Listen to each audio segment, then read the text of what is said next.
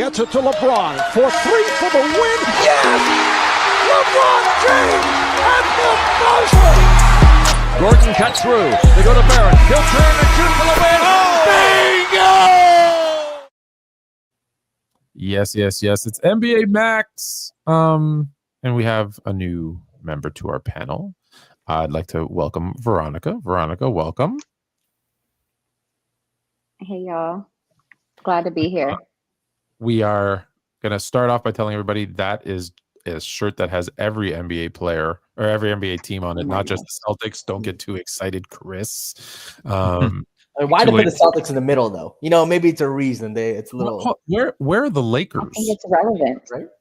You know, they should be front and center. Just that gives you a little idea of who I obviously. like. But yeah, no, I think they might be on my back, pretty big. Oh, okay. That's okay then. It's the greatest franchise in history. They definitely should be there. Undoubtedly. If you include the Minneapolis Lakers, yes, they are one of the greatest franchises ever. No, it's if I include the NBA after the merger when it really, counted. I don't include championships before the civil rights movement. It's just weird. You know what I mean? Wow. Like, come on, what are we really doing? It's just different time. I only give credit, like partial credit, to winning championships when you only have to win one round to make the final. That too. Yep. When there's only 8 teams in the league, 6 teams. Do you know how many series? This was not the trivia question, but we're going to start off with it because that's who I am. Do you know how many series the Lakers and their, what do we have, 17 rings? How many series they won to win those 17 rings, and how many the Celtics have won in the history to win their 18 rings? I mean, the Lakers obviously, I think, have won significantly more because they have more modern. How many? No. Not only in years that they won the NBA championship. Okay.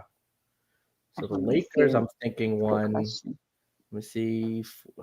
Okay, I think the Lakers have won 55 series, and the Celtics probably won. Well, their 8 was only like 1, and Celtics have won maybe 33.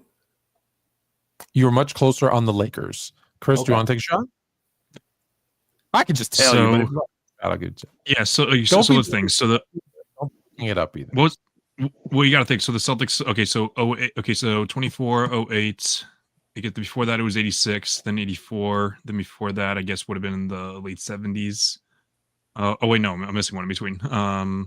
Wait. No, I don't even know. But yeah.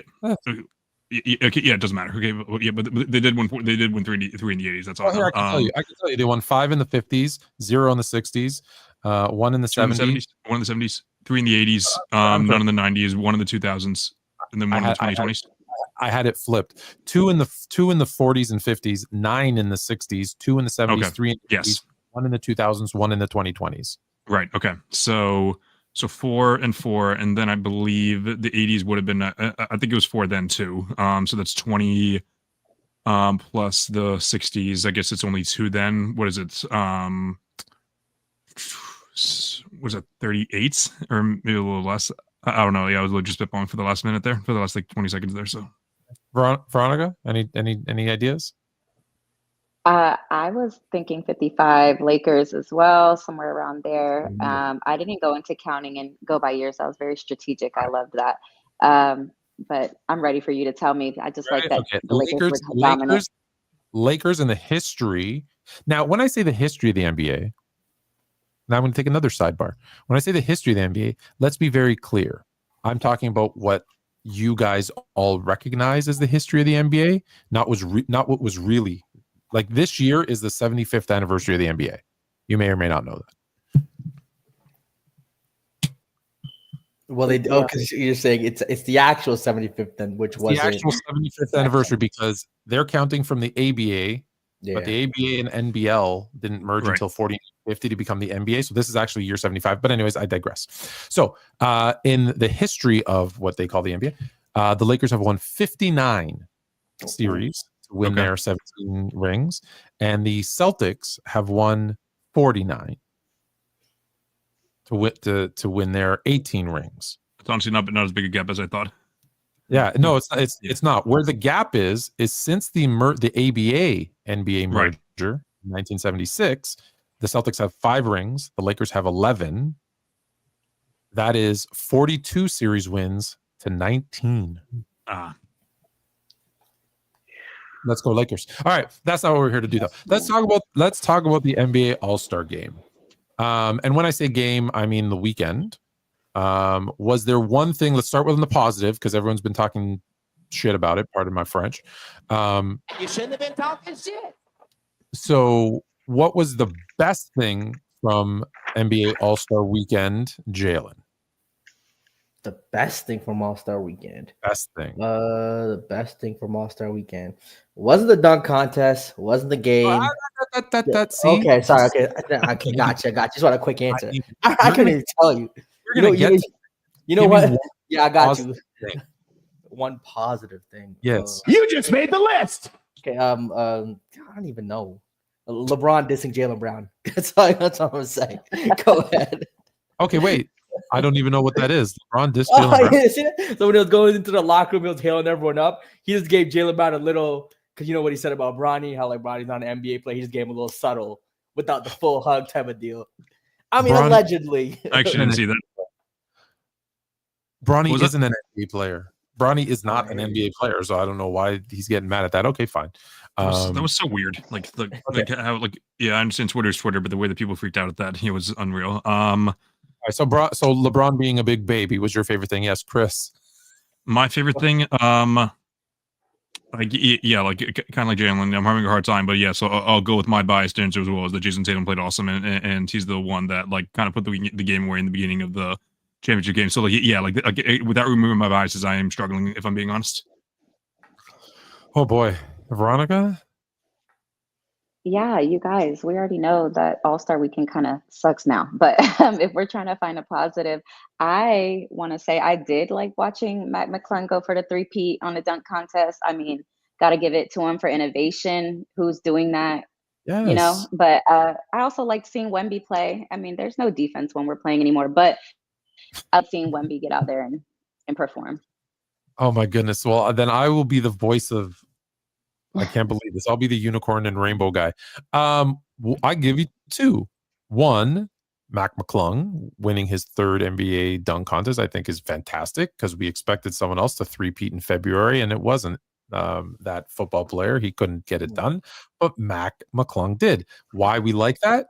Because he will be on the Fluent and Chill show in a couple of weeks. So we love that he won the dunk contest. Nice. Shout out Matt McClung. But I mean, respectfully, Shout dunks out. weren't that impressive. Like again, I just don't think these dunks are impressive anymore. I've said it before. What does it take to impress you? Like I said, I've seen too many of these YouTube dunking shows to ever be like that dunking is just over. You've seen the craziest thing by these dunkers. Yeah, like you've seen it. So it's like to me, dunking and dunk contest had its time, and unless they're bringing in these dunkers from YouTube that again train all year practicing dunking, no NBA player is going to ever really do anything shocking. Unless again, if Wemby wants to jump on a 3-point line, if that happens, I'll be impressed. Other than that, nothing really going to impress me. Something to pitch to Adam Silver. I've actually said the problem is they're not NBA players, but then again, technically neither is Mac McClung. But I've always said like if you really want the dunk contest to be good, bring in some of those pro dunkers. But you can't have them compete with the NBA guys because the NBA guys will lose. Let's be honest, they'll lose.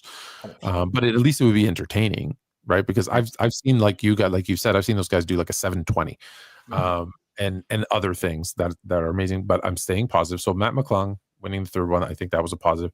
I also think it's a positive the amount of viewers that the weekend had. It was big. It was up, which, you know, for all the ratings being down, to get even an All-Star game where the ratings are up is a good sign, because I think we all love the NBA. Like, that's why we're here. We all watch it, I think, every day. I watch it every day. Speaking of watching it every day, I do a lot of sidebars, Veronica, you'll learn. Jalen, did you happen to catch? We're both in Toronto. Did you happen to catch the end of the Raptors game today? No, I was not watching the Raptors game. I had to bet on the other game. I was watching some other games where we got the bets going. Shout out Bet365, FanDuel. Gotta No, keep track they of don't those. sponsor us. No, don't My shout bad. them. Get the sponsor. All right, we'll shout them out. No, no. Get the sponsor first. The score was 1-0. I want to say 5 or 104, 10. Yeah, I think maybe 105. No, it was 105 to 104 or 103. Okay, the Raptors were up. They hit 7 straight 3-pointers. This is with like a minute left. They hit seven straight 3-pointers. One of them an and one. Okay. So from 104, 103, they go on a 23-6 run in 1 minute with 7 for 7 3-pointers and win the game 127-109. So if you didn't see it, go back and watch the last 2 minutes of that game. They just made it a blowout at the end. It looked like it was a blow. It was a 1-point game, and then I had actually said to Mrs. Fluent, because I was coming down to record, to get ready to record Casey and Hinge, and I said, "Oh, it's a close game." I go, "Nah, the Suns will pull it out." And I came down the stairs, and then all I heard was a bunch of screaming, "Oh my god! Oh my god! Oh my god!" And then Fluent Jr. came and he's like, "Do you know what just happened?" Actually, no, I think it was folding laundry. Anyways, it looks like the usual suspects: Quickly, Barrett. And And he runs down. He's like, "They hit 7 straight threes, and one was an and one." And that's like, so we all love basketball. Was the point of all this? So ratings being up is good, because if ratings have to stay up. All right, so now let's look. You can only pick one. You can only pick one. I'm going to say it again. You can only pick one negative or thing you would change or did not like. Only one, Veronica. One. Go. Got you. Starting with me. Like you have a laundry list. I'm literally have a notebook. I'm just struggling. I guess if you give me one, oh man. Everyone seemed to have loved the celebrity game. I think I would have done it differently. But aside from that, if I just get one, I was just bored. I was kind of bored with the whole thing, especially What was boring? I feel like it was predictable. I knew it was going to be Chuck and Shaq in the end. Their team's there. So I guess it's just boring to me all around. I want something unpredictable. Okay. Chris. Yeah, if we're gonna go with just one, I'd like Kevin Hart to not host the. We might go around again. Okay, yeah. Coming for Kevin Hart. Okay, let's see where this goes. No, like Kevin Hart's an extremely successful comedian. I enjoyed watching him when I was in probably 8th grade. I thought he was hilarious. And I'm sure he still makes others laugh right now. And but however, when I'm talking to my 13-year-old students the next day saying that there was too much and that he's not funny, I think that that's showing you something that the NBA is just juicing him way too much. It's every single year. It's just every year with him, and I'm not saying that he can never participate in anything again, but the fact that it feels like they just juice him up every single year, and yeah, there's just so many other ways you can go about it, and they just bring out the same thing every year with him. His friend The Rock has a message for you. Shut your damn mouth. He did not like that. Yes, Jalen. I mean, I definitely agree with Chris there. Just it seems like there's a lot of gimmicks. A lot of gimmicks just going on the All-Star weekend. Sometimes I think watching the All-Star game, I jump on YouTube and I see an old clip of the skills competition, and it was D Wade, LeBron, Kobe, and Chris Paul. Those 4 guys were in the skills competition. No gimmicks, are just go through the skills competition, actually trying. So it's just there's a lot of gimmicks. When you don't have big names participating, that's kind of what you have to do, right? Is you have to add gimmicks to get people to watch. True. This is true. Yeah, well, then to Chris's point, then have somebody more relevant. If Kevin Hart's not attractive to the younger audience, then maybe use him in the dunk contest. I don't know. Do we want to see a streamer that's relevant for 13, 15-year-olds, but obviously us in our age demographic? I'd be like, who the hell is this guy? Who exactly? That's the conversation. Why do you only have to have one person? No, you don't. You can have a couple. Right. It's a good conversation. Kevin Hart's your guy that you love, and which is I actually still find Kevin Hart funny occasionally. I not as much as I used to, mind you, but so why not have Kevin Hart and that streamer guy and whoever, you know, and they can have different did, roles. They had Mr. Beast out there too, doing Oh, something. did they? Mr. Beast. Yeah. Oh, there you go. He It was gave just- out it an was just- award. Yeah. But I feel like for me, I don't know if I felt like there was just more of them talking and doing these ceremonial things than actual play. Like specifically the All-Star game, I think they joked and said, you know, there's 20 minutes of basketball and an hour and a half of like commentary and jokes and you know, let's give these guys fishing rods and fishing hats, and you know, it was a really long, dragged out, worst episode of TNT's whatever the show used to be called. NBA. Inside the NBA. Yeah, it was a drawn out bad skit from Inside the NBA. It's because it was so forced, I think. Like they're best when like Chuck Absolutely just randomly says funny. Yeah. Like they're at their best when Chuck just gets an opportunity to say something funny or crazy. And it just happens. You know what I mean? It's not Chuck's forced. like, you don't know what you're talking about, Chuck. This It is is. crazy, Chuck. Shout out They're San good Antonio boys. woman still, man. Every year something about San Antonio woman, but it never gets old. San Antonio. Oh, I didn't hear that either. Let's go back to this. Let's go back. We'll take it step by step now. So, skills challenge. We're not talking about the celebrity game because let's just be honest, that shouldn't even be televised. They should show us like the 3 highlights from it, like that one dude with the windmill. Yeah. That was pretty good. You know, yeah, and like back to the whole like appealing to everyone. Like I like look like I like looked at the celebrity list. I know like 4 or 5 of the people like that are on the list. I don't know if you guys felt the same way, but I don't know anybody really. I mean, can we look at the list? I mean, I feel like I know more, but I mean, you never know. NBA. Maybe I just skimmed through it once, but I really didn't know many of them. I mean, if it's just ratings, get Taylor Swift. Get Taylor Swift and Beyonce to have a ratings bonanza.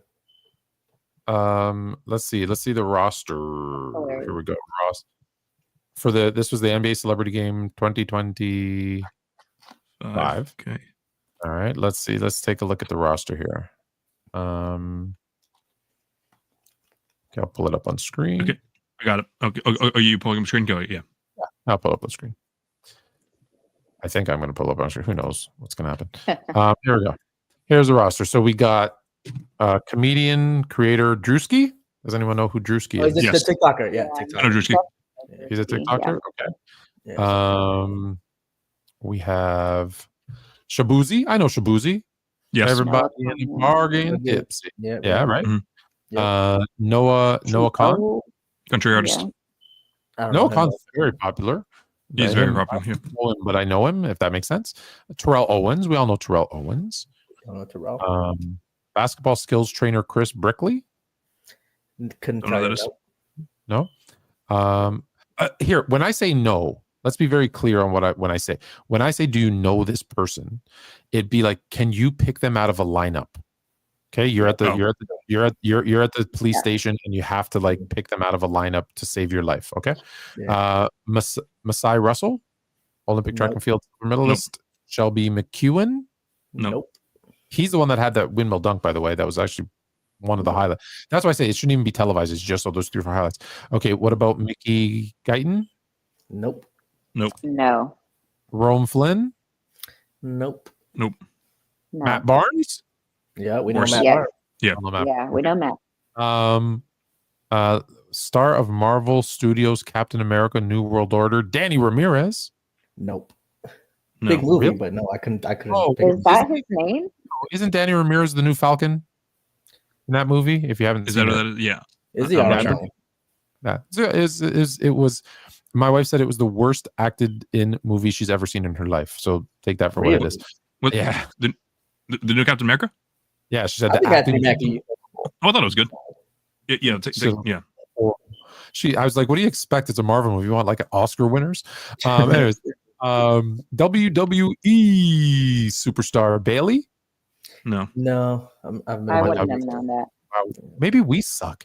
From 911, Oliver Stark. Nope. No. Pablo Schreiber. Nope. No. Okay, Jalen, you got to know Indian singer, rapper, songwriter AP Dillon. I actually do. Yeah, he's actually big. He's actually really big, especially Canada. He's huge in Toronto, in Canada. To be very clear, it's not because he's Indian. It's because Jalen is a musical artist. That's the only. There it You is. There it is. That's not what I was saying. Save yourself there. No, that's kind of, I knew people would think the wrong thing. Tucker Halpern. I'm terrible at, by the way. The fact that I'm even getting close on any of these is a miracle. No, so Kai. I know him. Yeah, Definitely no Kai Cenat. No, well, Kai if I'm Cenat. being honest, he's like the biggest streamer in the world, or second biggest. You don't know Kai Cenat right now? You haven't heard the name? Well, he's big time, but I feel like he really exploded. He more so exploded last year when Jaylen Brown used him as a prop in the All-Star game last year. But however, I that's also just me. So but I do feel like some people knew him before though. He's breaking records on Twitch. Yeah. No. But remember, can you pick him out of a lineup to save your life? Yeah. I cannot. Yeah, for sure. My kids watch with YouTube channel. He's like 5'1", very known. Yeah, that's true. All right, that's fine. Dylan Wang. Don't know. No jokes. Baron Davis. Yeah, we know Baron Davis. We're doing an NBA show. Walker Hayes. Nope. I don't think so. Also featured 2-time Atlanta Dream All-Star Alicia Gray. Tyler Thornton. No, anybody going once, going twice? Wow. Ooh. Again, maybe we're old. I would have liked to see like Chris Brown, Justin Timberlake, Britney Spears. Should get the rock 7. there. Yeah.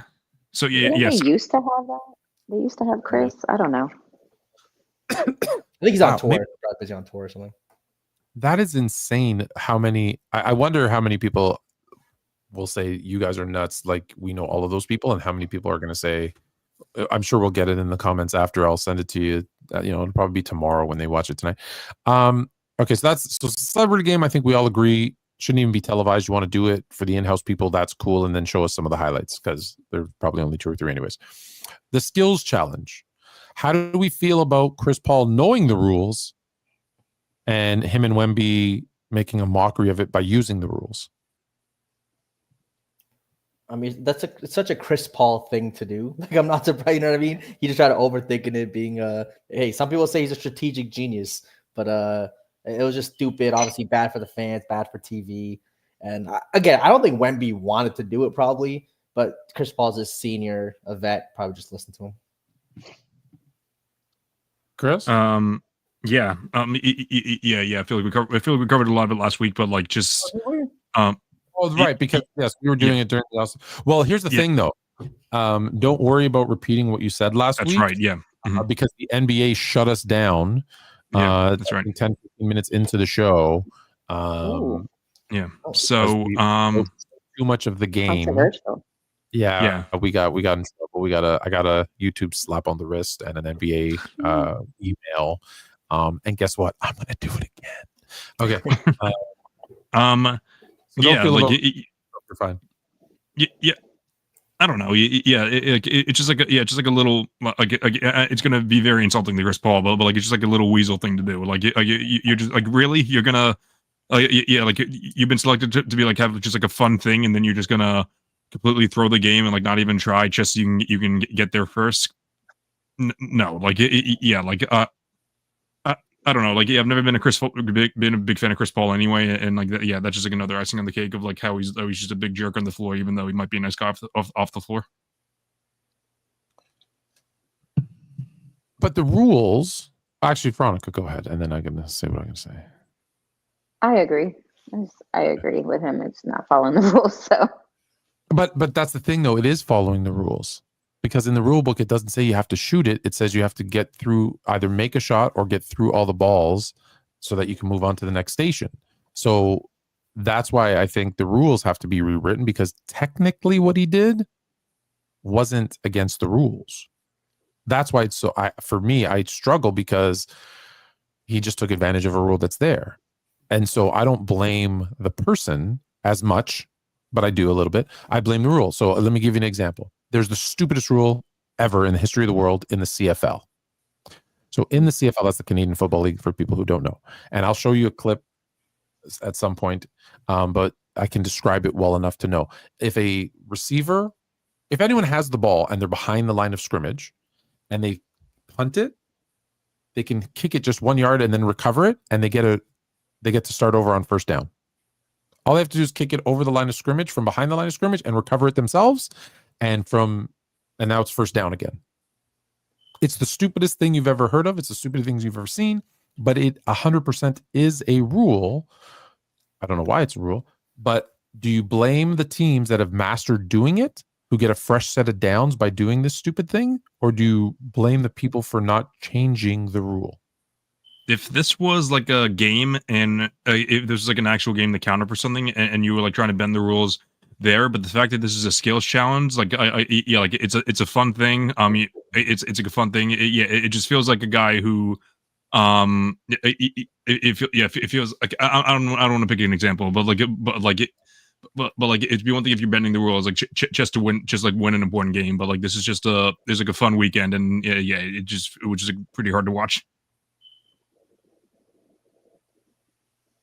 But like another example that I can think of actually is when the college football back, I don't know if you guys remember this, but when Kenny Pickett actually was like rushing down the sideline, and like the rule about quarterbacks, like if quarterbacks slide, like all the defenders on the field have to get out of the way, but like since he kind of like leans like he like leaned like way where he looked like he was sliding, but so the defenders backed up, but then he just kept on running. So yeah, literally right away the college football rules, and like you cannot fake slide. So like it was like so like something like that. It was definitely an interesting thing as well. Yeah, I hated that fake slide. I said that he should have took his head off and taught him a lesson. But anyways, I'll move on. Did you other than that? Did you guys enjoy the skills competition? I think it's fine. I mean, I'd like. Again, I feel like did they take out something? I feel like the skills competition before, was there like an extra pass or an extra shot? It just seems like it was going on too quick, and it just kind of it wasn't difficult. I feel like the skills competition, you got to make it a little more difficult when you have the best passers. I don't like that it's teams. That's true. Yeah, it should be one-on-one. Yeah. I think one-on-one. Okay, 3-point contest was uneventful this year. It seemed like it was the Curry versus Sabrina last year. I feel like was way better than the 3-point. Way better. Absolutely. Top of the list. Yeah, I don't know why they didn't bring something like that back. I thought they were going to even maybe include Caitlin Clark. I don't know. They tried. And she said no. Yeah, she said no because the WNBA All-Star game this year is in Indiana. So she's like, nope, my first 3-point contest is going to be at WNBA All-Star game in Indiana. So good for her. Little absolutely girl. Anyone else, somebody else of that caliber. It could be anyone. Asia, somebody. Bring it back. Bring back Sabrina. Yes, no, Sabrina would have been good. Maybe even if you want to bring in a college star, even like a Page, I think would have been interesting. Buckets, yeah. Oh yeah, I feel like they should have bring in Angel Reese, so we can all have a laugh. Man, I think I'm beating Angel Reese in the 3-point contest, respectfully. I want to see Angel Reese versus Ben Simmons. That's what. Hey, that might get some views. I'd watch it. I definitely watch it. Angel Reese versus Ben Simmons. I would watch it too, just to see how it's like a train wreck. I can't take my eyes off. But nothing's going to change with the 3-point contest. I think that's something that has to stay, though, right? It is what it is. But let's be honest. Who should be in it? Did we have the right people in it? I mean, like, is it like if you just have like Steph in it every year? No, that's what I'm saying. Like, who was in it this year? Buddy Hield, Tyler, like good shooters. Tyler Hero, Lillard. Okay, yeah. That might be okay. That brings us to your favorite part, the dunk off. We said it was gimmicky, but we've already discussed that, so we can kind of. Would you like to see big names? Do you feel like they should? I had an idea that no one could be in the skills, the 3-point shootout, or the dunk off, if they're not an all-star, as a way to get the stars. Didn't it used to be that way? I feel like it was at one point. No, it hasn't. Okay. Not that I can confirm or deny, because I always remember, Larry Bird was in the 3-point shootout, but so was Craig Hodges, and Craig Hodges never an all-star. It was a good mix. A good mix of people. Like people were just good at that. Probably, yeah. But I feel now that I think about it, Kyle Korver was always in the 3-point contest, and he was only an all-star one. So I feel like do you like my idea? Like if you're an all-star, they tell you, okay, you're in the dunk off, you're in the 3-point contest, you're in the skills competition.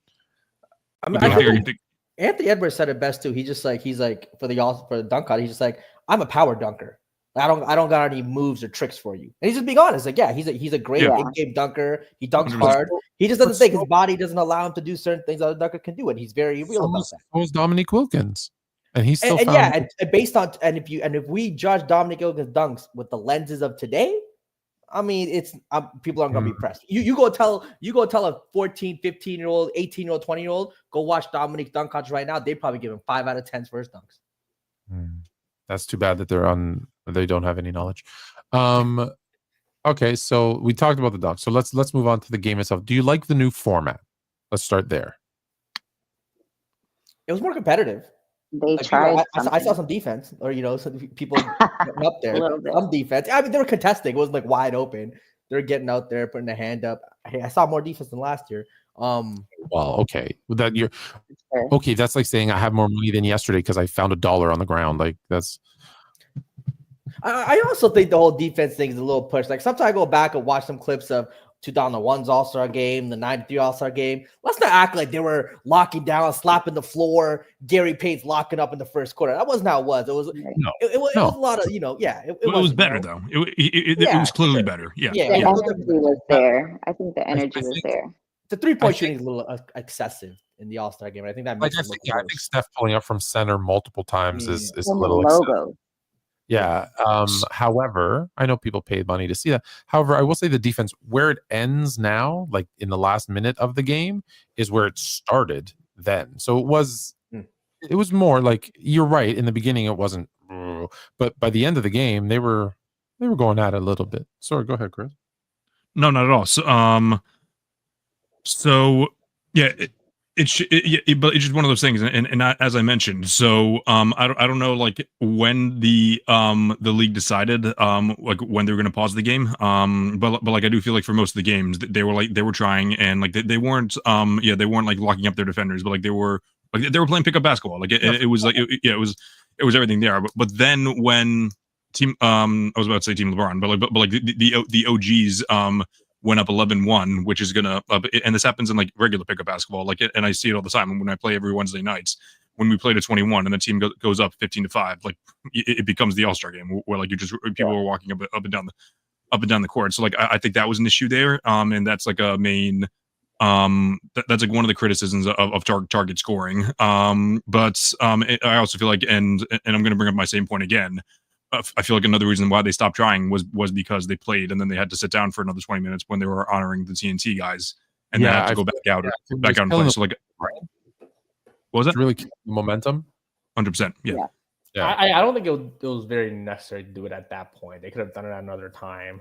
No, just do the stupid ceremonial stuff in between games. Like I think they should have played all the games on Sunday, and then it gives you your break. And I actually, as much as this is so counter to everything I believe in, and you make it, instead of 40, make it 30 points, and have it like faster and do it the same day, because I think people like the tournament style. I think NBA players, like if you think about all summer long, what do they play? They play pickup. We typically play to 30.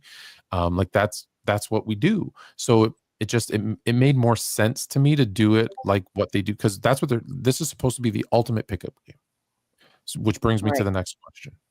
You had an entire team there that didn't belong on that court. The Rising Stars should not have been part of All-Star because they're not All-Stars. Sunday night is for All-Stars.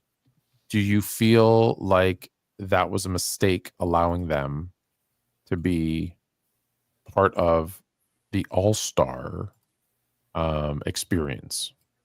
I think they tried something new. On Sunday. Saturday is the Rising Stars. Yeah, on Sunday. I would have left it separate. I thought they had their own good little mini tournament. Got the winner championship game there. That was interesting. I don't think they should have played Sunday, but I'm just traditional. I think All-Stars need to earn that. All right. Yeah, no, I agree too. I think All-Star Sunday is for All-Stars, and hence the name. And like I said, the Saturday is for kind of the extras, rising young stars, promoting some up and coming guys. You even see that like before the dunk contest was like a showcase of young stars too, like the up and comers, where it was young Vince, young Kobe. Well, there was a time when they actually even rebranded it as the Rising Stars dunk off or dunk contest, whatever, by Sprite or Squirt or one of those. So I think I just solved it. I think I just solved the NBA All-Star game, right? Like just only All-Stars and Rising Stars can compete on Saturday's competition, and only the All-Stars can play on Sundays. All right, done, sold.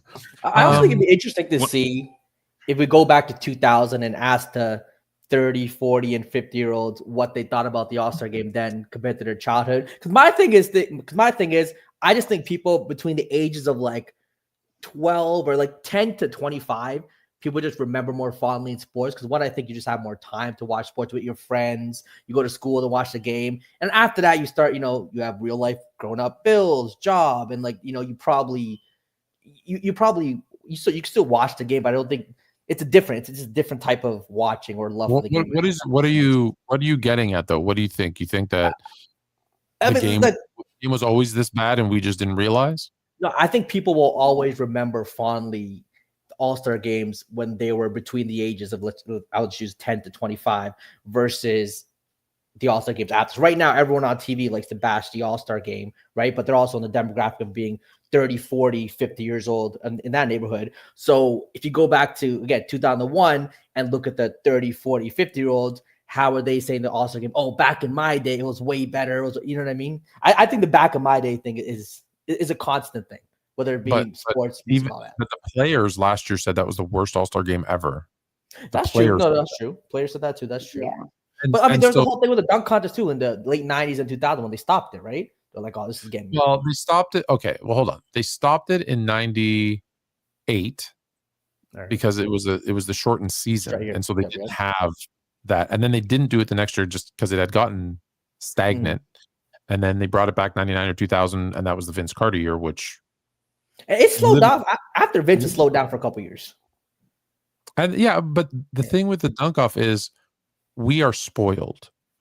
Like you'll look, and you even said it. They'll see Dominique Wilkins and say, "Oh, that's not impressive anymore." No, I'm sorry. To see a 6'8" dude jump up and do a complete windmill and throw the ball down straight down the hoop is impressive in 1940 and 1990 and 2022 and 2075. That's impressive, especially. But the problem is you've seen it, and that's what hurts the dunk off is the dunk. This is why. Let me not be on my high horse here, but they're like, oh, those guys back then weren't as athletic. There's grown men on TikTok who argue with me about this. They weren't as athletic back then. There's a guy, a real estate agent. Okay, I'm not going to say his name because I don't want to give him any publicity. However, watch high school guys today. And I'm like, no, you moron. They were jumping just as high back then. But what they have the advantage of today is 40 years of seeing someone, take off from the foul line. Well, now I'm going to take off from the foul line and do a windmill. Well, now I'm going to take off from the foul line and do a 360 because it's the creativity that's different. They're jumping just as high. Now, are there more people that can jump high? Of course, there's 2 billion more people on Earth. Of course, there's going to be more people that can do it. But like when you look at the highest verticals and there's not that no one's going, oh, the highest recorded ever, whether you agree with this or not, Michael Jordan at 48 inches. They're not going 55 inches now. Yeah, like it's not like that has changed that much. Like you said, people just learn. They learn from them. No one ever thought to put the ball around their back as they're dunking. Exactly. And now that's a common practice. Through the legs was crazy when you first saw it. Yeah. It's kind of similar to quarterbacks where the quarterbacks weren't able to run the football. Well, they were probably able to, but they didn't have to at the time just because they didn't learn how to play. But and now that's like part of your game is that you have to be able to move with the ball. Well, I would say 2 things about that. I know we're a basketball show, but we will talk a little football. Why not? Like Fran Tarkenton ran the ball a ton. Steve Young ran the ball. John Elway ran the ball a ton, but it wasn't part of the game plan. And I'll bring it back to basketball. Kind of like the 3-point shot. It was always available, but the coaches said, don't do it or you won't. If you do it, you are not going to play. Well, then you don't do it because back then they had more say. Now it's like, oh, this is the actual, I can scheme for this. They put new wrinkles and say, oh, I could take advantage of this guy who can run and do this. I could take an advantage of a guy who can shoot a 3. But like, just think about it. I use this guy all the time. Craig Hodges could hit 40% of his 3-point shots. So why didn't they have him shooting 10 a game like a guy today who shoots 40% from the three, because they were like, that's crazy. That's nuts. I would never do that. Now it's like, why wouldn't you? The analytics say that that's a great idea. They didn't have that.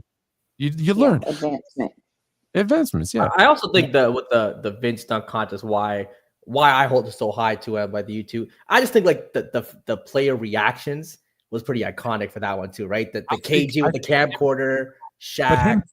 I think he played up to the crowd. Like if you think about it, his first dunk, he does that reverse 360.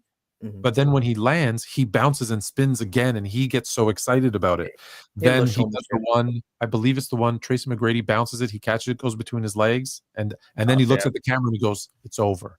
Like he played it up. But Kenny saying it's over too. That's why he was such a tough scorer. Yeah, he had those iconic moments. Whereas I've seen guys in the dunk off do a great dunk, and they just go bang, and they walk away like, school for school. Yeah. Well, no, you gotta. Yeah, part of it is the last great dunk contest to me was Aaron Gordon versus Levine. I don't think that'll ever be topped. Strictly on dunks, that's the best dunk contest I've ever seen. Strictly on like the dunk quality that those two put up, it's just the best dunk contest ever. Right. So go ahead, Veronica. You're saying? No, I was going to say to your point, what kind of unprecedented thing has to come next for you to be wowed? Like for someone like Jalen to buy in and say you know what? today is jump better. From not from the free throw line, but like on top of the circle. Maybe not from 3-point line. That seems a little ridiculous. But there'll be somebody that comes around that's gonna jump from someone we've never seen. I'd assume maybe just gonna happen. One guy that'll be really impressive. Put the ball between your legs twice or 3 times. There might be somebody do that. There might be, but at some point there will be a physical limitation. Like I said, I do think dunk contest is coming to an end because at some point the human body can only do so much. I feel like at that point you have to change the rules. Yeah, like and put in like other stuff to like maybe like raise the one-on-one contest is coming. We saw the conversations, or a lot of them are happening. So yeah, but you're not going to get the players you want in it because they're scared. Well, if the dunk contest is not what's bringing viewership up, and that's what we're all kind of agreeing on, then do you think, like to your point, Tony, what you were saying with the mini tournament, is that why viewership was up? Is that what you think? I think people saw a new wrinkle and they're like, oh, let's see what this tournament is like. And I think it's going to go the way of hockey, where they're going to do like the 4 nations. So I could see Team Canada, Team US, Team Europe, Team Africa, or Team North America. Team North America, if there's enough people, Team North America, Team Europe, Team Africa, Team World for everywhere else, like Asia, Australia, but I don't know. I don't know. Yeah, I see what you mean. But hey, shout out to the 4 Nations Cup. Hockey had a huge win. I think it was the highest hockey game in America. I would love to see it. Yeah. International teams, I would love to see that. Team World versus Team USA, I think would be great. I think they like the tournament style, so I think they want to have 4 teams versus just World versus USA. Just 2. Yeah. What if you did one of the teams as Team USA though, and not just a mixture of different, also like Team USA? Yeah, I said Team USA might be that. It might be Team USA, like I said, Team USA, Team Europe, Team Africa, or Team Canada has enough, but maybe not. I think for team competitive, like I think Team World versus Team USA would be the most competitive option, obviously. You start breaking them up. It's like, and I think Americans obviously will have pride. They'll be like, hey, we're better than the world. And the world guys like, hey, you ain't.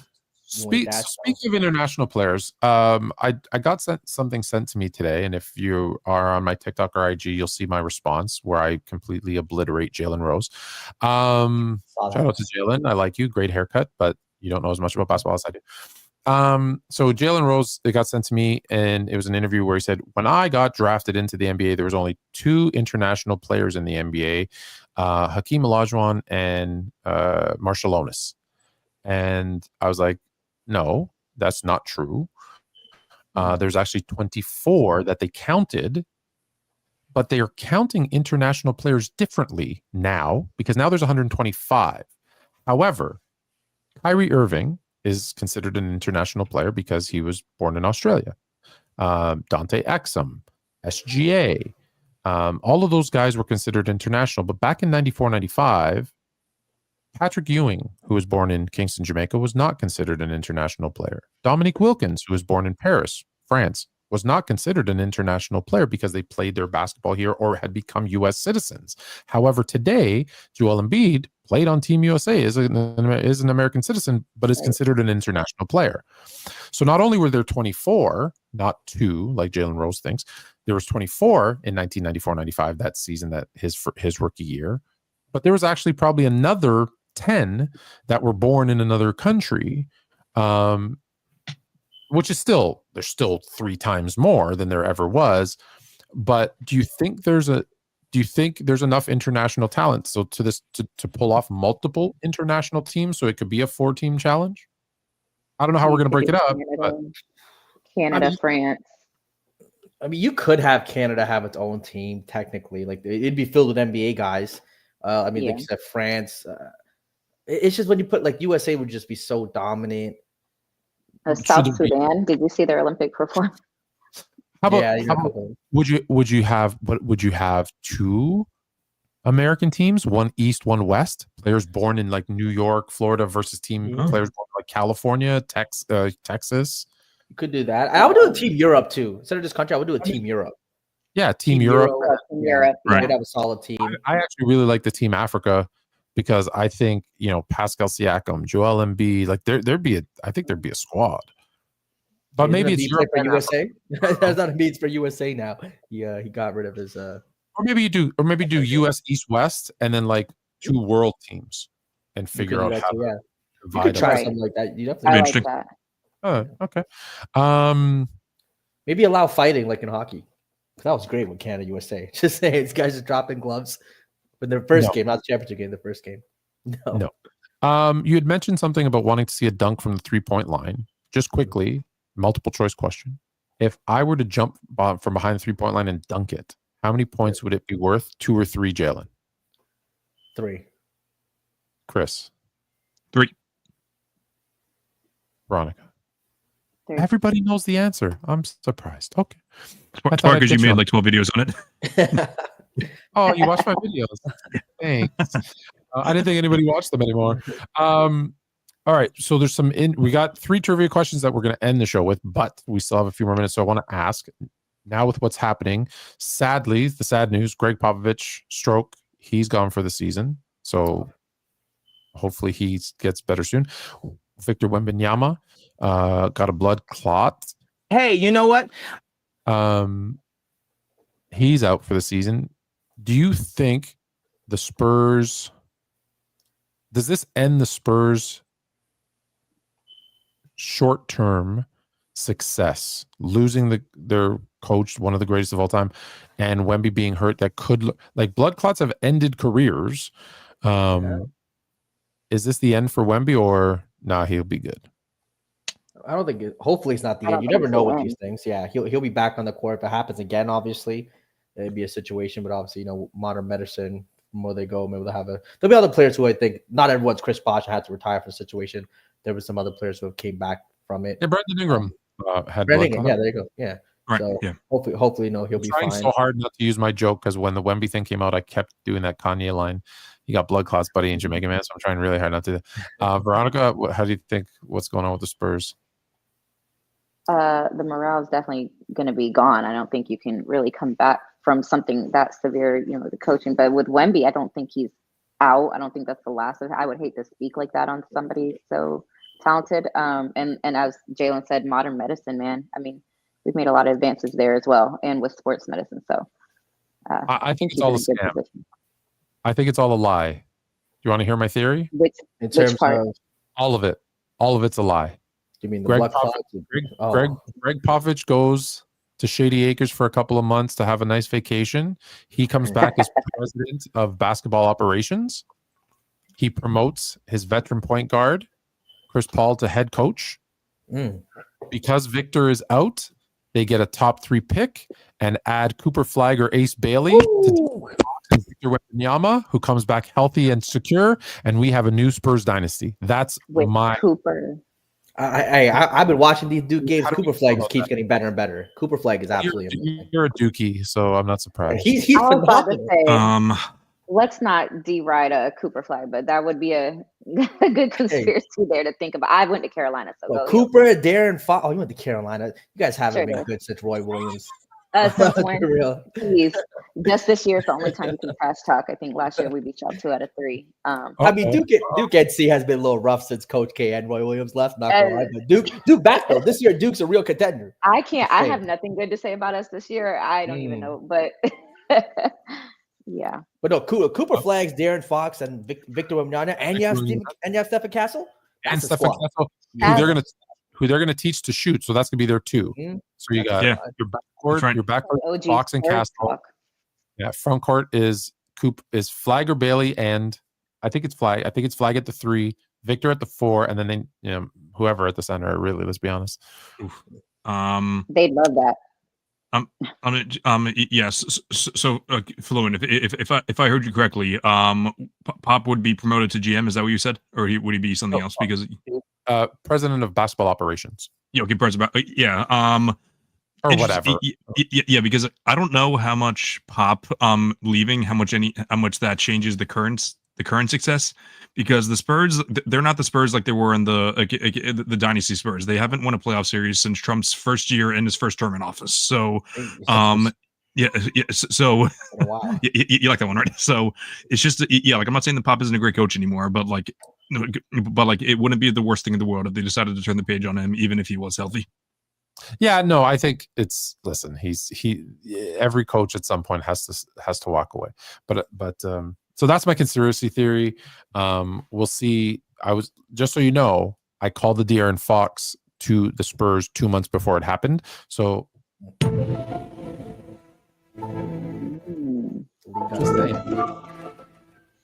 just saying, the truth is out there. How much time we have? Okay, we still have some time. Eddie, what's the biggest story in the NBA for you right now or moving forward? And because it's our first show all together, I want you to make your NBA championship prediction right now. So biggest story and NBA finals prediction. Chris, only because we know you're going to pick the Celtics, so we already have half of your story. So go. Okay. This one's kind of I'll kind of mix in the Celtics because today was actually a big day in the NBA. For those of our basketball historians, the New York Knicks and the Memphis Grizzlies lost today, which was their 20th loss of the season. Do any of you know what that means when they lose their 20th game? Yes. If you lose your 20th game before you win your 40th, you do not make the NBA finals. You do not win the NBA finals. There have been plenty of teams that the Dallas Mavericks last year, one of those teams, pretty much like 45 of the last 50 champions. The only couple of years, the Bucks in 2021, which was a weird COVID year. One of them was in 95 with the Rockets winning one of the years, 94, 95, whichever year it was. Another one of the years was 04 with the Pistons. They traded Wallace for halfway through the year. Which, by the way, if there was a team that could break that unprecedented rule, it would be the Lakers, because they just traded for a top 3 player in the league. So they would be the ones to break the precedent. But however, I know we don't promote betting too much on the show, but for those of you who do like betting, if you were to pick a team to win the championship, it would be either the Celtics, the Thunder, or the Cleveland Cavaliers. So to win the NBA championship, it would be who's left? Who's left? It's official. So the Celtics, the Cavaliers, and the Thunder all won their 40th before losing their 20th. So, that's it. Yeah, the Knicks and the Grizzlies were also in consideration. The Nuggets lost their 20th last night. And so it'll be one of those two teams. So, I will be picking the Celtics to make the finals, and I was hoping this would be a discussion. We could do this another week though, but I don't know if there's another team that could beat the Thunder. If there was, I'd probably pick the Nuggets, but yeah, I will pick the Celtics to beat the Thunder in 7 games. Celtics beating the Thunder in 7 games. I like that the Lakers were the ones that knocked the Nuggets out of that 20 before 40. That makes me happy. Veronica, either biggest story and or finals prediction. I actually didn't know I had that much in common with Chris. I was going, good to know. I was going with OKC. I was teetering with Cavs Celtics, but I'm a really big fan of Jason Tatum and Jaylen Brown together. I like that duo. I'd like to see them do a 2-peat here, back to back, all in all, but definitely in the finals. Jalen. It's going to be a coronation, ladies and gentlemen. We saw what the Lakers did last night to the Denver Nuggets. JJ Redick is going to be the conversation for Coach of the Year. They are 2-3 games up for the number 2 seed in the West. You got Luka Doncic looking like the Luka Doncic that's carried the Dallas Mavericks. You got LeBron James playing Miami-level defense in spurts. You got LeBron still doing his thing offensively. This is going to be a coronation of – if the Lakers and LeBron win a championship, I'm on the LeBron, the greatest athlete to ever exist time. Forget NBA debates. I'm on that time. Who do they beat? Oh, they're going to beat the Celtics. You know why? Because JJ Redick's going to understand defensively how to attack them. You think JJ Redick? Did you see that masterclass of coaching on how to guard Jokic? What do you think he's going to do to Tatum? What is he going to do to Jaylen Brown? You think he's worried about Derek White when he can stop Jokic? It's gonna be tough. I'm telling you, JJ Redick, Coach of the Year coming up. The Lakers in the finals. Lakers in 6. Luka and LeBron both gonna give. Luka's gonna have at least 1 or 2 40-point games. LeBron's probably gonna have a 40-point game in the finals. It's gonna be a masterclass of just two. Hey, when you have 2 best players on the court, it's kind of tough to beat 2 best players on the court. You're running. I hate. There's bets going against 2 40-point games together. Let's be very clear. I hate agreeing with Jalen, and I'm not entirely agreeing with Jalen. So let me start by saying, 1, I think the Celtics. I picked them to repeat the second they won last year because there was no team in the East that has the roster makeup that they do. However, I really like what I've seen from the Cavs. I really like the moves that they've made. And if there's anyone that could dethrone them, there's only one other team in the East. It's going to be the Cavs if they can.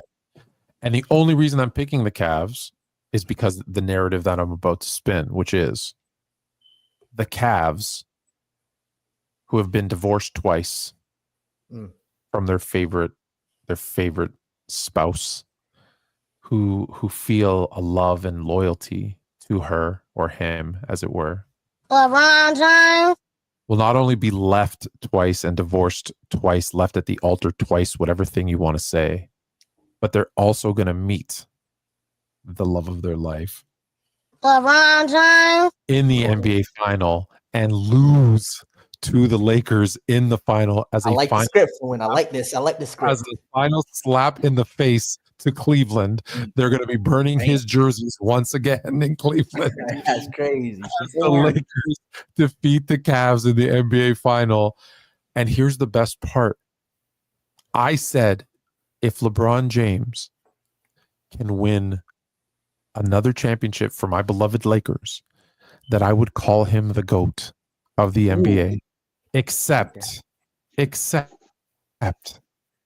I cannot give him that title because Luka Doncic will be the MVP, and then it'll go debate the rest. Because if you win a final and someone else is the MVP, you are no longer in the GOAT debate, and therefore Luka Doncic will serve as my new hero of the NBA, because not only will he bring my beloved Lakers an NBA championship, tying us with the Celtics all time, but he will do it at the expense of LeBron James GOAT-dom.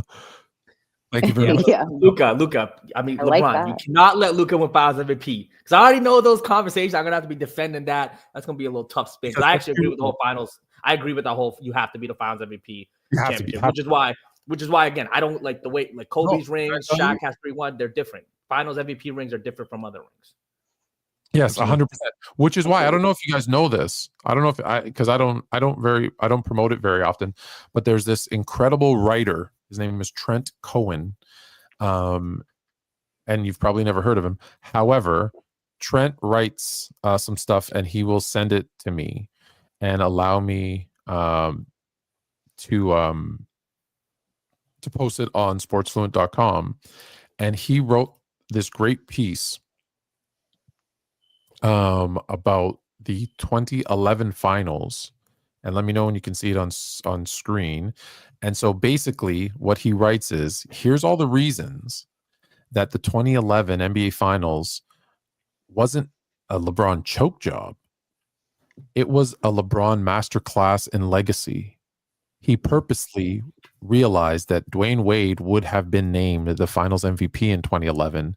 So he made sure, and you could tell by his play, he made sure that the Heat lost in 2011 so that Dwayne Wade wouldn't be the MVP, because if he couldn't win an NBA final, then had to go to Miami to learn how to win from a guy who already won an NBA title, and then they won and Dwayne Wade was the finals MVP, that would have eliminated and ended the GOAT debate, which LeBron has always been aware of that legacy. It's really well written, whether you believe it or not. It is. Listen, it's a conspiracy theory article, but it was. I do agree that it helped his legacy, though. I don't know he did it purposely. I do agree that him losing that finals is better than them winning and Dwayne Wade winning MVP. I disagree. Or in the GOAT debate, I would have. Yes, I disagree because one of at least my main argument for Jordan being the GOAT is that Jordan never had a meltdown series like LeBron did in 2011. I think LeBron having a meltdown series in 2011 is a far worse stain on his legacy than what losing a Finals MVP in what would have been his first ring, and then winning four more rings after that. That's what I think. The thing here, though, Chris, I don't think that Dwayne Wade takes a step back next year if he's the Finals MVP. Fair enough. Yeah, that's a good point. Yeah. Let me ask you this: if you have 2007, okay, he's young, all the excuses, but he played crap. You have 2008. Go look. He played like crap. 2009, where they lose to the Magic and should have won. 2010, that it's on, like, I have the clip of the last seconds where like, this is like the biggest upset in the NBA. This was the year for the Cavs. They should have won. They should have beat the Celtics. Also, game 5, they were up to 2-0. Do not think if I'm mistaken as well. And in game 5, he played his worst game besides 2011. Yeah, exactly. So if you have 7, 8, 9, 10 on your record, you then go to Miami and form this super team. And the guy whose team it is, like Miami at that point was still Dwayne Wade's team. He carries you to an NBA title and wins Finals MVP. Your narrative as, hey, this is why Jordan's go. You didn't need the meltdown because you're just like, well, yeah, duh. He couldn't get it done himself. He goes and joins this super team, and then Dwayne Wade carries him. You don't. It doesn't matter how he played. Doesn't matter if he played great. Fair enough. Wade was. So that's what I'm saying. I know what you're saying, but I think it ends it because it's much like when I talk about Patrick Mahomes. Patrick Mahomes can never be the GOAT of the NFL quarterbacks because he lost twice to Tom Brady. If Jordan and LeBron got to play each other in the Eastern Conference Finals and the NBA Finals, and Jordan beat him both times, there's no debate.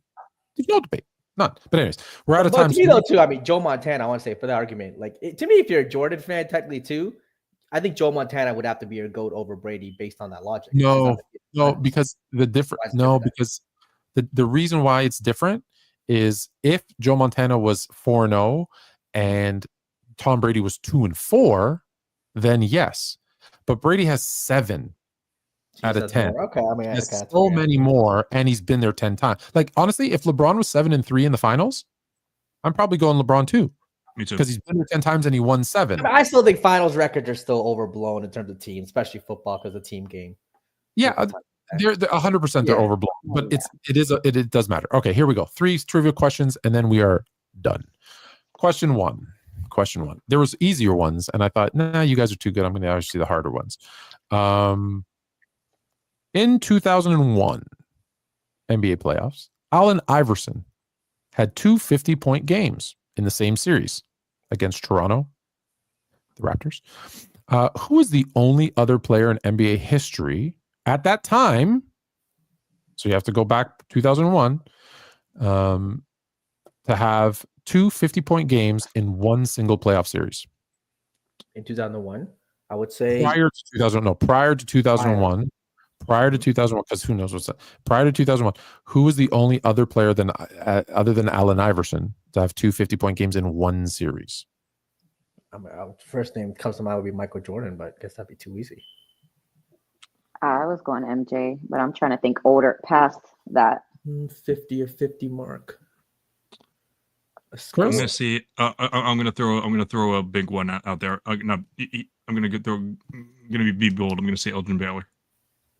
I might even say, Kareem. Yeah, Kareem remember 50-point games. Yeah. Chamberlain. Chamberlain. You guys should have stuck with the easy answer. It was Michael Jordan, 1988 versus the Cavs. Damn. Did Vince have 50 in that same series too twice, or did he have 49 or something? And so he did it. Yeah. It's like 2. Yeah, he had 2 like 40. Yeah. All right. Question 2. There's only 3. Don't worry. Wilt Chamberlain obviously is known for the Woodage said Rick Barry. No, you're wrong, buddy. Wilt Chamberlain is known for that fictitious 100-point game. But in what specific season did he have his lowest single game scoring output? And how many points did he score? So when specifically did Wilt Chamberlain, who scored 100 points, they say, have his lowest point scoring game? And what was it? You can get either one right. Out of his whole career?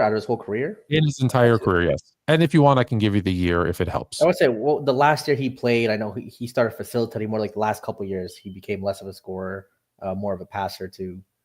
So, I mean, what was last year playing? Was it 58, 60? No, it was last year. Sorry.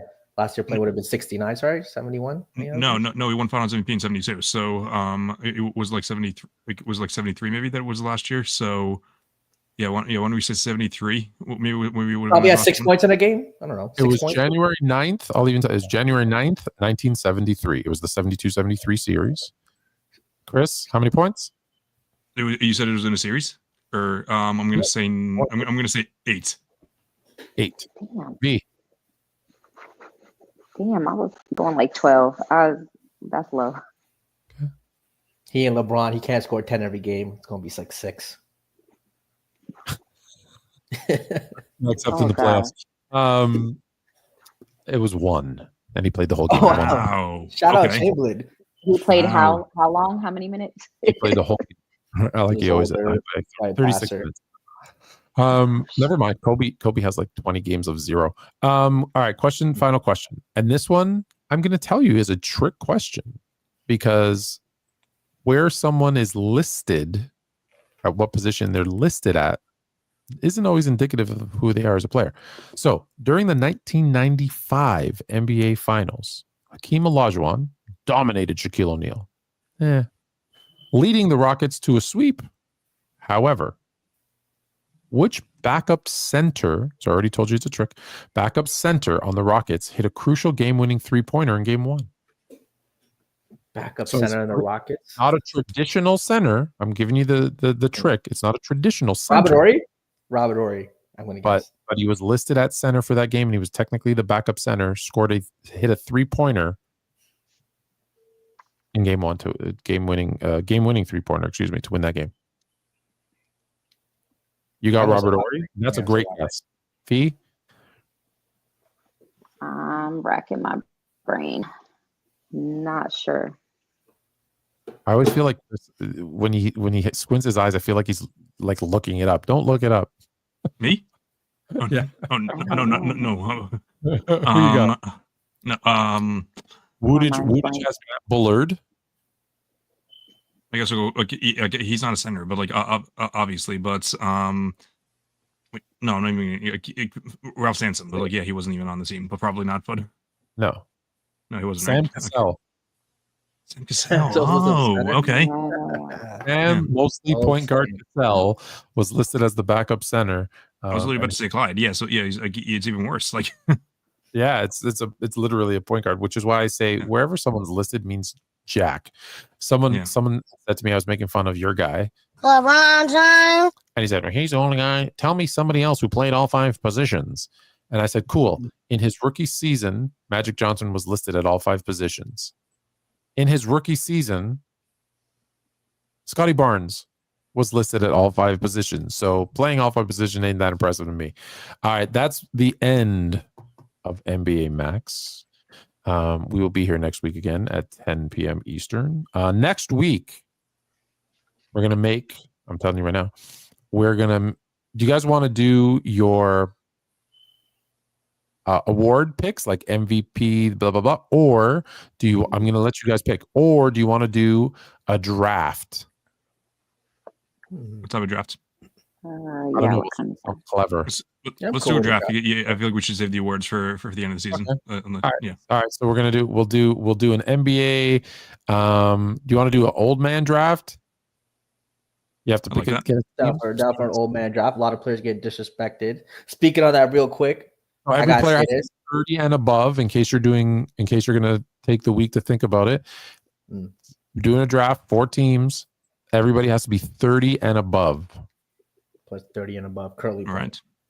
Or is that too young? Should we do 35? No, let's do 30 and above. 30 should be fine. 30, yeah. I was gonna do 35 and make it really hard.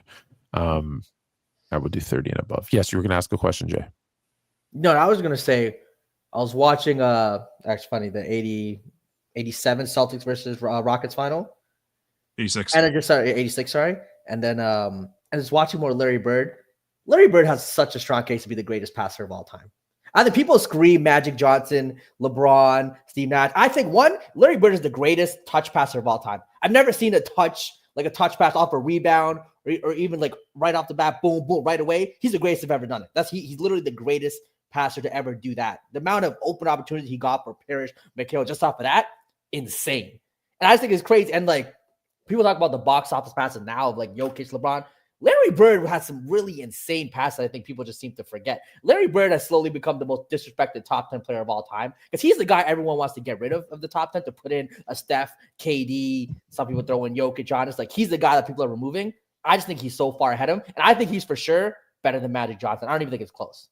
Like the more I say Larry Bird, like I just think now you're going too far. Now you're going. I think he's better. I just think he's so like not going too noticeably better. He is noticeably better. And I'm telling you, take away the fandom, he's better at basketball than Magic Johnson.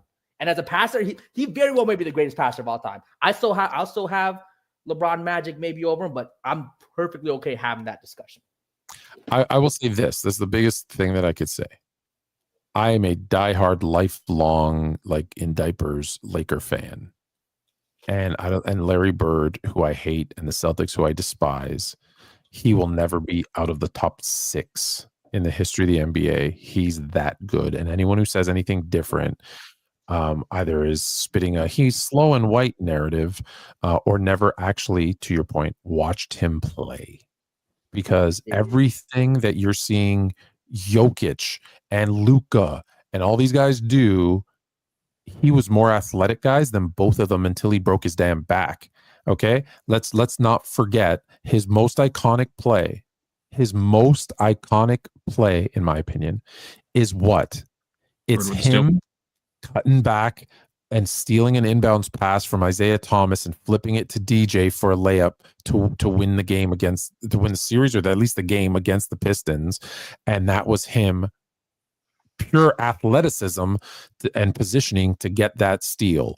And people want to just ignore it like it never happened because they want to talk about the only time they ever saw him play, which was 92 Dream Team when he was playing with a broken back, and still when he played the game against, have you guys seen this? When he played against the college team, and Rodney Rogers was chirping at him, and he said after game 1, because the first day we know the college guys beat them, but let's be honest, Jordan was benched. No one really tried that hard. They didn't take them lightly, or they took them lightly.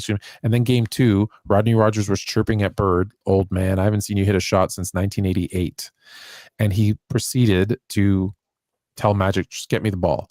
Magic 7 straight times passed the ball to Bird, and 7 straight times Bird told Rodney Rogers, this is what I'm going to do, and proceeded to do it every single time. He's like, fake left, go right, bank.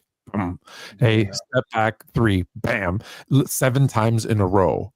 So people like, because you saw him in the Olympics, like winning by 50 and not really trying.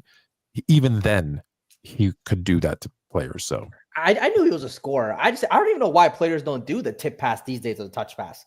Like he was creating so much for a teammate instead of grabbing the rebound. Literally, you've seen this multiple times in the game. Boom, tip right down to McHale, tip to Parrish for an easy little hook mid range. Like it was the most incredible. I'm like, he just kept doing it all the time.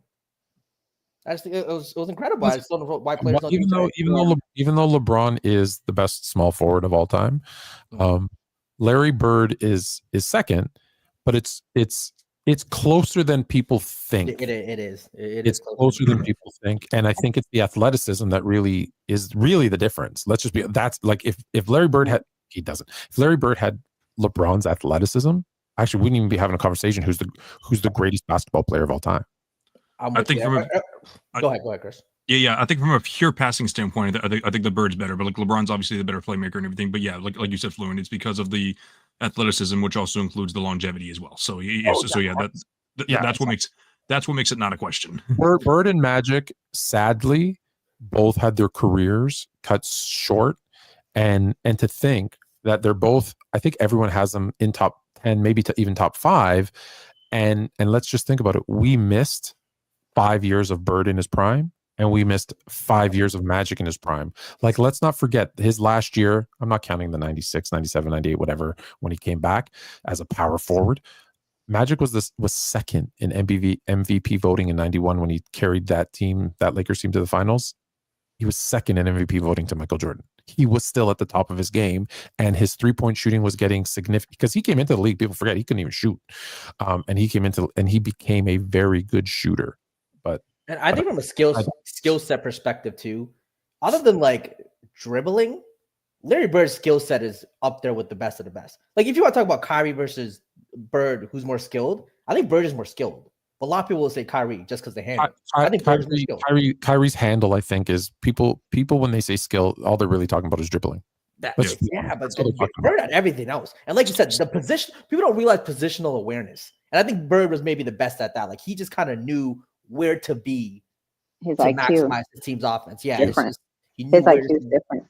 Yeah, I think it goes back to what you said about people not watching his game. If they're unfamiliar, then they're shitting on him. And you know what? Like I had to really like watch it, not just like casually watch it, go through the motion. Like I was really, I'm like, oh damn. Yeah, but you watch it with an open mind. The other guys will watch it and say, oh, that's because everybody else was a plumber. Watch it and the level of care for taking care of their bodies. I mean, that goes back to like what y'all were saying with Tom Brady and how he had longevity. And you've seen when he's talked about that, what he's done to take care of himself. What was Larry doing back then? You know, didn't he hurt himself? Didn't he hurt himself? Like, wasn't he like shoveling snow or something? He was like doing his dad's or like someone's relatives, like he was like doing their driveway. Like he was like building he was like putting down turf, like not turf, like cement somewhere. I forgot exactly what it was. But yeah, he was driveway or something. Yeah, he couldn't. Yeah, you know, he couldn't. He couldn't hire someone to do that. Of an NBA salary. These days, you got insurance on body parts and stuff like that. Like you said, Larry was significantly more athletic than Luka and Jokic. I think he's a better passer than them. I think he's a better shooter than them. And like, to me, he just doesn't bring up the ball like Luka, so maybe he looks different. Like him versus Jokic, I'm taking Larry even though Jokic's having a phenomenal, fantastic season, one of the greatest, maybe the greatest offensive season there you can make a case. But Larry was, again, you just have to watch him, man. Everyone watching, go watch Larry Bird actually play. Go really watch. Enough Celtic love. Let's get out of here. We're calling it a night. Next week, 10 o'clock. You guys don't go anywhere. Everybody else, I don't care. Go wherever you want to go. Oh, Canada. Put on a suit, drink water. Don't drink and drive. Hey, man, call your mother. It means nothing. It means nothing. Nah, they lying to you. It's about the money. Now you're more fluent.